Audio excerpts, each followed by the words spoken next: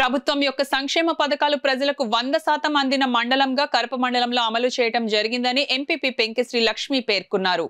మండల కేంద్రం కరప మండల ప్రజా పరిషత్ కార్యాలయంలో ఎంపీపీ పెంకెశ్రీ లక్ష్మి ఆధ్వర్యంలో మండల ప్రజా పరిషత్ సర్వసభ్య సాధారణ సమావేశం జరిగింది.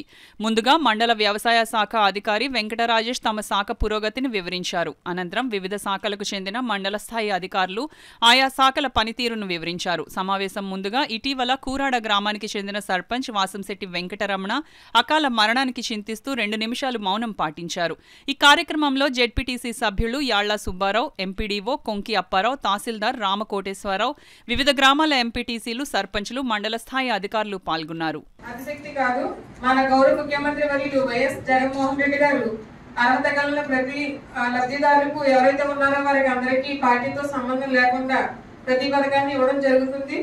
ఈ విధంగా ప్రతి నెల కూడా గౌరవ ముఖ్యమంత్రి గారు అర్హతలు గుర్తించి వివిధ పథకాల ద్వారా లబ్ధిదారులకు ఖాతాలో జమ చేయడం జరుగుతుంది. కావున ప్రజాప్రతినిధులు, అధికారులు సమన్వయంతో మండలాన్ని అభివృద్ధి పథంలో నడిపించాలని కోరుకుంటున్నాను.